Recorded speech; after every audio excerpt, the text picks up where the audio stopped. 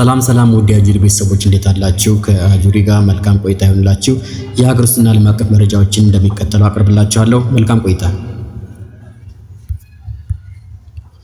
በድሮን ጥቃት ስጋት የመቀሌው በዓል ቢሰረዝም የአሸንዳ በዓል በኤርትራ ድንበር አቅራቢያ ጨምሮ በተለያዩ የትግራይ አካባቢዎች ትናንት መከበሩ ታውቋል።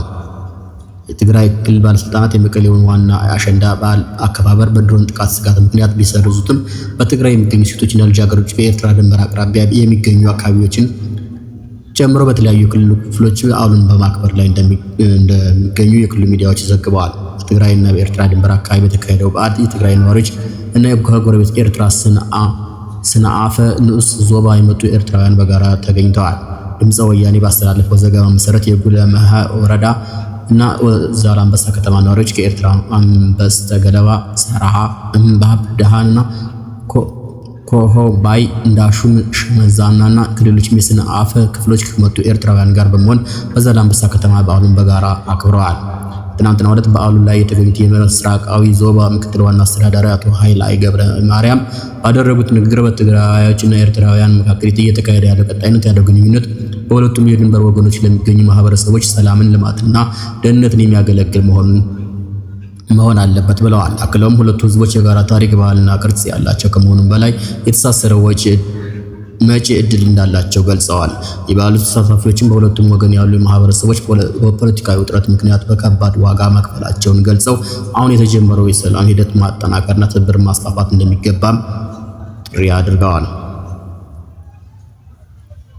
በተያያዘም ዜና በራያ አዘቦ በዛሬው ዕለት ከባድ የድሮን ጥቃት መፈጸሙ ከአላማጣ ወረዳ ራያ አዘቦ መንገድ ከአራ አዲ ሻቦ ሩፋኤል ዳውል አልጋና ወደ ፀሐይ መውጫ አቅጣጫ ራያ አዘቦ ልዩ ስሙ ጋሳራ በተባለ ቦታ ከባድ የድሮን ድብደባ ተፈጽሟል። ህወሓት ከ4 ቀን በፊት ከባድ መሳሪያዎችን በቅጥር ሸፍኖ አስቀምጧቸው እንደነበር ምንጮች ለአዩዘ ሀበሻ ገልጸዋል።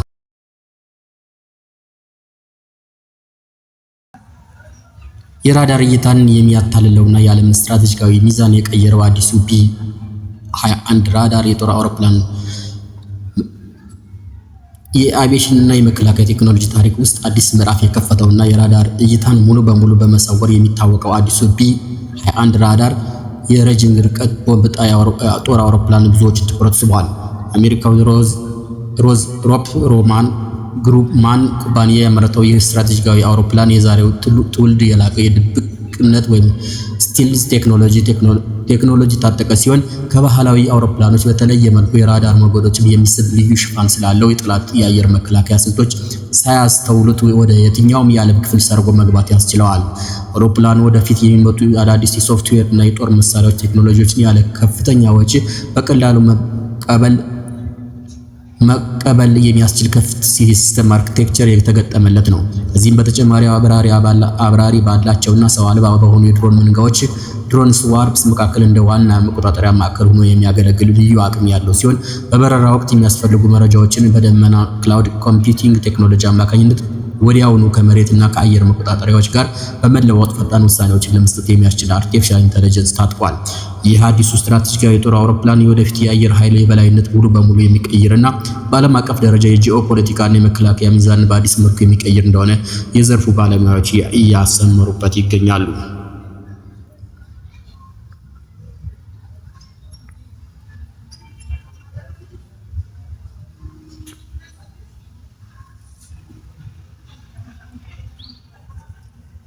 ቀጣይ ቱርክ ናት።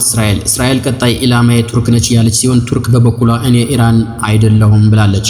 ሰሞኑ ሁለቱ ሀገራት የቃላት ጦርነት እየተለዋወጡ ይገኛሉ። ሆርሙዝ ወሽመጥ በመስተጓጎሉ ሀያላን የፍጥጫ ማዕከል የሆነው ፓናማ ካናል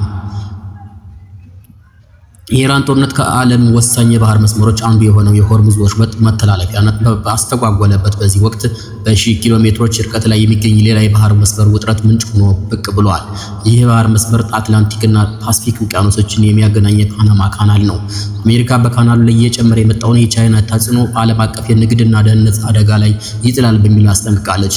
ክሱን ውድቅ የምታደርገው ቻይና በበኩሏ አሜሪካ ይህን ጉዳይ በውሃ መስመሩ ላይ ያላት ቁጥጥር ለማስፋት እንደ ምክንያት እየተጠቀመች ነው የሚል ወቀሳ አቅርባለች። በሁለቱ ሀያላን መሃል ያገባችው ፓናማ ደግሞ በካናሉ ላይ ሉዓላዊነቱ የተጠበቀ መሆኑ እንዲሁም በውዝግቡ ላይ ገለልተኛ ሆና እንደምትቀጥል ገልጻለች። ፓናማ ካናል ምንድነው? እንዴት ይሰራል? ለሚለው ውድ ቤተሰቦቻችን ዝርዝሩን በዝርዝር መረጃዎች እናቀርብላችሁ ይሆናል። ፓናማ ካናል በፓናማ ልሳነ ምድር የተዘረጋ እንዲሁም አትላንቲክ እና ፓሲፊክ ውቅያኖሶችን የሚያገናኝ የ80 ኪሎ ሜትር ሰው ሰራሽ የባህር መተላለፊያ ነው። ካናሉ መርከቦችን በደቡብ አሜሪካ ደቡባዊ ጫፍ የሚገኝ የኬፕ ሆርን በመዞር የሚያደርጉት ረጅም ጉዞ እንዲቀንስ ያደርጋል። የባህር መተላለፊያው መኖር ጉዞ የሚወስደውን ጊዜና የትራንስፖርት ወጪን በከፍተኛ መጠን ይቀንሳል።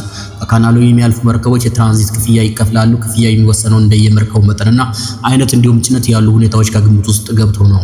ካናሉ መርከቦችን ከባህር ወለል በላይ ወደ ጋቱን ሐይቅ ለማንሳትና የተቃራኒው አቅጣጫ ወደሚገኘው የባህር ዳርቻ ለማሳረፍ የሚያስችል ውሃን ከፍና ዝቅ የሚያደርግ ሎክስ ወይ ስርዓት ይጠቀማል።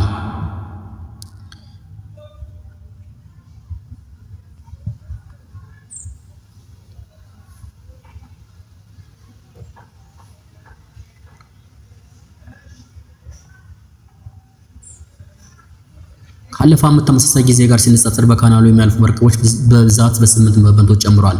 ግንቦት ላይ በየቀኑ የሚያልፉ መርከቦች ቁጥር በአማካይ 38 ደርሷል። ይህ ቁጥር የውሃ መስመሩን ሊያስተናግድ ለሚችለው የመጨረሻ አቅም የተጠጋ መሆኑን የዓለም ትልቁ ዓለም አቀፍ የመርከብ ጉዞ ማህበር ቢምኮም ገልጿል። የቢምኮም መረጃ እንደሚያመለክተው ኢራን ጦርነት ከተነሳ በኋላ በነበሩት 5 ሳምንታት ውስጥ የነበረው የመርከቦች ጉዞ ካለፈው ዓመት ተመሳሳይ ጊዜ ጋር ሲነጻጸር በ16 በመቶ ጨምሯል። ግጭቱ ከዓለም የነዳጅ ምርት 1/5 በሚተላለፍበት የሆርሙዝ ወሽመጥ በኩል የሚደረግ ጉዞ አስቸጋሪ ማድረጉን ተከትሎ የኤስያ ገዢዎች ከአሜሪካ ገልፍ ኮስት አቅራቢያዎች የሚገዙት ድፍድፍና የተጣራ ነዳጅ ብዛት በከፍተኛ ሁኔታ ጨምሯል። እነዚህ ጭነቶች ውስጥ አብዛኞቹ የሚጓዙት በአትላንቲክ እና በፓሲፊክ መካከል በሚገኘው ፓናማ ካናል በኩል በመሆኑ የትራንዚት ፍላጎቱ አድጓል። ይህ የመርከቦች ጉዞን በመጨመር ደግሞ ለማለፍ የሚጠበቀው ጊዜ እንዲጨምር፣ ለምዝገባ ከፍተኛ ፍክክር እንዲኖርና ቅድሚያ ለማግኘት ተጨማሪ ክፍያ እንዲጠየቅ ምክንያት ሆኗል። አንዳንድ የመርከብ ኦፕሬተሮች ፈጣን ትራንዚት ለማግኘት የሚደረግ ጨረታ ላይ በሚሊዮን የሚቆጠር ዶላር እንደከፈሉ ተሰምቷል። ፓናማ ልክ እንደ ሆርሙዝ በመርከቦች ብዛት የሚለካ የመተላለፊያ አይደለም። የስራው አይነት የተለየ ነው። ከዓለም የባህር ንግድ የሚተላለፈው 5 በመቶ ገደማ ነው። አሜሪካ ጭነት ውስጥ ግን 40 በመቶ ገደማው ይጓጓዝበታል ይላሉ ዳላስ በሚገኘው ኖርዝ ቴክሳስ ዩኒቨርሲቲ የፖለቲካ ሳይንስ ፕሮፌሰር የሆኑት ኦርላንዶ ጄ ፔሬዝ። ሆርዝ የኤነርጂ መተላለፊያ መስመር ነው። ፓናማ ደግሞ አንድ የኃይል ኢኮኖሚ የአቅርቦት ሰንሰለት መተላለፊያ መስመር ነው። ሁለቱም ወሳኝ ናቸው በማለት ያብራራሉ። እንደ አውሮፓውያን አቆጣጠር በ1977 ድረስ በአሜሪካ ቁጥጥር ስር ነበር። በተጨማሪም የፓናማ ካናል የሚያጋጥሙት አካባቢያዊ ተግዳሮቶች እየጨመሩ ነው። የጋቱን ሐይቅ ውሃ ላይ ለረጅም ጊዜያት ከነበረው አማካኝ መጠን እንደቀነሰ ቀጥሏል። ይህም የፓናማ ካናል ባለስልጣን መስሪያ ቤት መርከቦች የሚያልፉበት የውሃ ጥልቀት እንዲገደብ አድርጓል። ከመጪው መስከረም ወር አንስቶም በየቀኑ የሚያልፉት የመርከቦች ብዛት ከ36 ወደ 32 እንዲቀንስ ተወስኗል። ባለስልጣናት እንደሚናገሩት ይህ ሁኔታ የተከሰተው እንደ ኤል ኒኖ ባሉ የአየር ንብረት ለውጦች ምክንያት በመጣው የዝናብ እጥረት የተነሳ ነው። ሰሞነኛ ሁኔታ ከ3 ዓመት በፊት በ2023 የከፋ ድርቅ በተከሰተበት ወቅት የሚያልፉ መርከቦች ቁጥር በመገደቡ የተፈጠረውን ረጅም ወረፋ እና የአቅርቦት ሰንሰለት መስተጓጎል ያስታወሰ ሆኗል። ካናሉ እንዴት ይሰራል? ፓናማ ካናል 20ኛው ክፍለ ዘመን መጀመሪያ የተገነባ በአሜሪካ ነው። እስከ አውሮፓውያኑ 1977 ድረስም ካናሉና ዙሪያውን ያለውን የካናል ዞን ስትቆጣጠር ቆይታለች። ኋላም በአሜሪካ ፕሬዝዳንት ጄሚ ካርተር ዘመነ መንግስት በተደረገ ድርድር በተፈረመ የቶሪስ ካርተር ስምምነት አማካኝነት ዋሽንግተን የካናሉን አስተዳደር ለካናዳ አሳልፋ የምትሰጥበት ጊዜ ሰሌዳ ወጥቷል። በአሁኑ ስምምነት መሰረት የውሃ መስመሩን በገለልተኝነትና ዓለም አቀፍ የመርከብ ትራንዚት እንዲተላለፍ በሚያደርግ መልኩ ካናሉን የሚያስተዳድረው የፓናማ ካናል ባለስልጣን ነው። አሜሪካ ቻይና ላይ የምታነሳው ስጋቶች ምንድን ናቸው? ውዝግቡ ባለቤትነት ላይ ከሚነሳው ጥያቄ ይልቅ ወደ ተጽዕኖ የበላይነት ያመዝናል። መቀመጫውን በሆንግ ኮንግ ያደረገው ሲኬ ሆችቴንስን በስሩ በሚገኘው የፓናማ ፖርትስ ካምፓኒ በኩል ላለፉት 10 ዓመታት በካናሉ የፓሲፊክ እና የአትላንቲክ መግቢያዎች የሚገኙ 2 ወደቦች ሲያስተዳድር ቆይቷል። ኩባንያው ባልቦአ እና ክሪስቶባል ወደቦችን የሚያስተዳድር ከፓናማ ጋር የተፈጸመው ስምምነት መሰረት ነው። ምንም እንኳን ኩባንያው ሆነ ቻይና በካናሉ ምንም አይነት ሚና ባይኖራቸውም የአሜሪካ ባለስልጣናት ከቤጂንግ ጋር ግንኙነት ያላቸው አካላት በአካባቢው መኖራቸውን በስጋት ያነሳሉ። በተለይም ውሃ መተላለፊያው ዙሪያ በሚገኙ ወደቦች ሎጂስቲክስ እና ትራንስፖርት መሰረተ ልማት ጉዳይ ያሳስባቸዋል። በ2026 መጀመሪያ የፓናማ ጠቅላይ ፍርድ ቤት ከሲኬ ሃቲችሰን ጋር ስምምነት የተፈጸመበት የህግ ማዕቀፍ ህገ መንግስታዊ አይደለም የሚል ውሳኔ ካስተላለፈ በኋላ ውጥረቱ ተባብሷል። ከቱኒዚያ ወደ ጣሊያን ስደተኞችን ጭና ስትጓዝ የነበረች ጀልባ በመስጠሟ 8 ሰዎች ሞቱ። ከቱኒዚያ ተነስታ ወደ ጣሊያን 7 የአንድ ቤተሰብ አባላትን ጨምሮ 15 ስደተኞችን አሳፍራ ስትጓዝ የነበረች ጀልባ በቱኒዚያ የባህር ዳርቻ ላይ በመስጠሟ 8 ሞተው የተገኙ ሲሆን 6ቱ ደግሞ አለመገኘታቸውና የደረሱበት አለመታወቅ ተሰምቷል። ከአጠቃላይ 15 ተሳፋሪዎች ውስጥ አንድ ሰው ማዳን እንደተቻለ ተነግሯል። የቱኒዚያ ብሔራዊ ዘብ ቃል አቀባይ እንደገለጸው ከሆነ የቱኒዚያ የባህር ዳርቻ ጥበቃ ኃይሎች በሳምንቱ መጨረሻ ወደ ጣሊያን በመጓዝ ላይ ያለች የተጠለቀችው ጀልባ ላይ የተሳፈሩ 8 የቱኒዚያ ስደተኞችን አስከሬን ማግኘታቸውን እንዲሁም ሌሎችን 6 የጠፉትን ሰዎች ፍለጋ እየተካሄደ እንዳለ ተገልጿል።